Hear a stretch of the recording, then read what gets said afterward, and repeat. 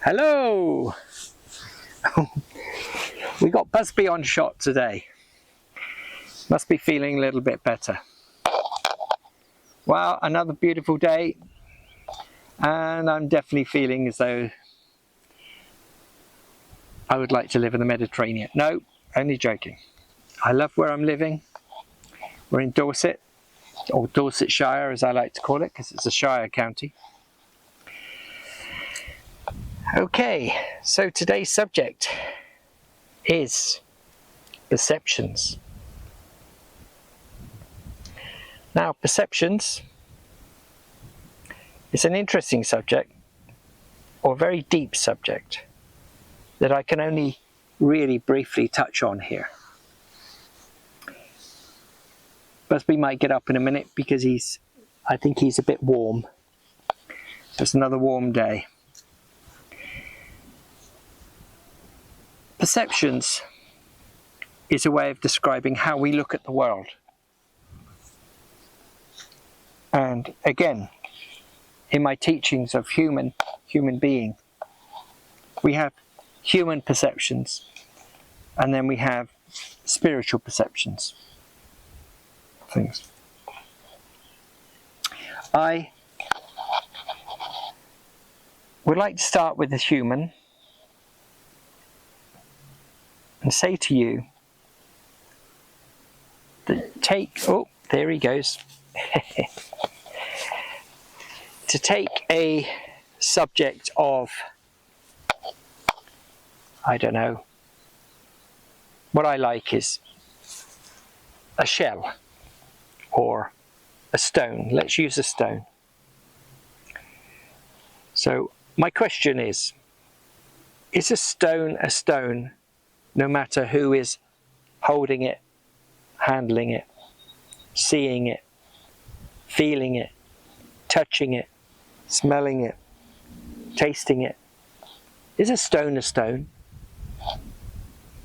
So would the person next to you, would the human next to you, see that stone in the same way? Somebody might see it as beautiful. Somebody might see it as ugly. And somebody might just see it as a stone that is made into some concrete. So like ballast. And pay it no more attention than that. So when we look at, from a spiritual point of view, what perception is, or as our human being is learning to grow and perceive the world. They perceive the world in much the same way as a human does, but their perceptions of the world are totally different. So I'm just looking around for an object. A leaf. We're looking at this leaf, this dandelion leaf, and I'm going to take it. So this dandelion leaf is just a weed to somebody, to a human. Could be a weed. It could be a plant to somebody who's human. It could be food for your tortoise. It could be, and I will say this from personal experience as a herbalist, we can make medicines and drink from the dandelion. When we look at it spiritually, or as a growing spiritual being, we look at it all the patterns within the leaf. We look at the little mark that it's got on the back of the leaf, the stalk, the stem, the veins, if it has an odour or a scent, what it tastes like. Hopefully no doggies just weed on it. And we look at this and we think about all the energy that is needed to create this. All the subliminal messaging to grow this. So we look at it in a totally different way. And that's just a simple dandelion leaf.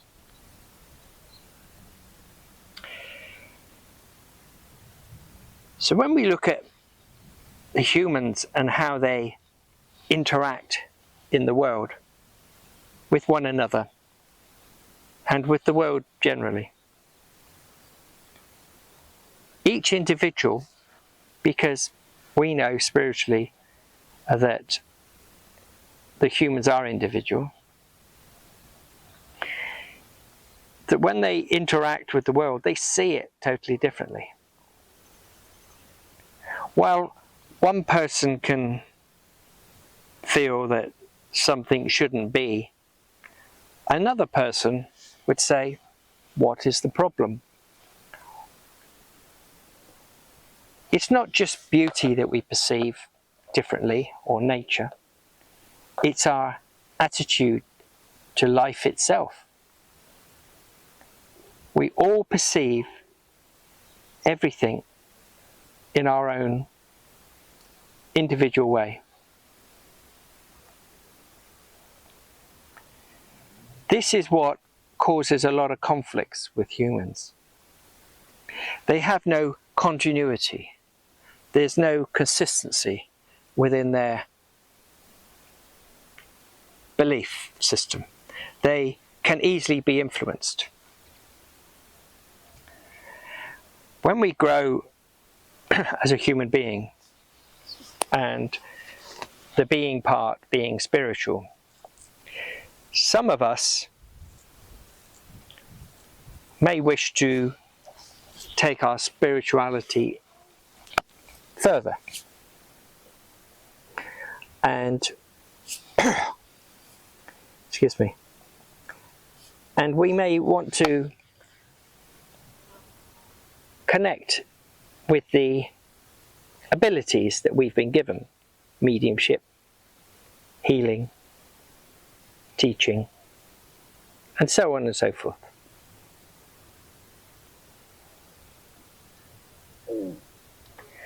But even within that realm, we will perceive the messages that we receive as a medium differently. And we have to get over to the person that we are bringing the spirit through for correctly as possible. So we could have a simple message of an old lady. We have an old lady here, and she wants to say X, Y, and Z.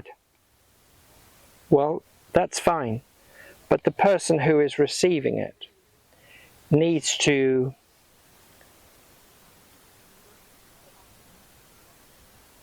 receive something that they can align themselves to understand that the soul or the spirit that's come through is of someone who they know. And unless we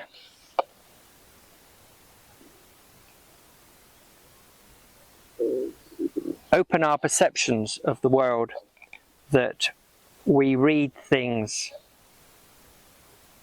for what they are rather than what we would like them to be or what we think they are, that message won't get through, and a connection might be missed.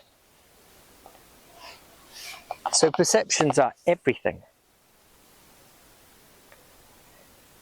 When we, as mediums or even when we are healing, and sometimes we get a message when we're healing. We need to give that to the person that it's intended for. If we have a little red box in our mind, and we need to give that little red box to the person who needs to receive the information, we need to look at that object deeply and constructively, and we need to say it has 6 sides to it. It's made of wood, made of metal, made of plastic, hopefully not. It has little flowers on the top. The flowers have 4 petals. They're yellow. The box is red, a deep crimson red. There's a little bit which is torn off on one corner. A lid sits upon the box, and so on and so forth. So from it being a little red box, it's now something that somebody else can relate to. So what you're doing is you're creating and painting a picture of what you perceive, your perception.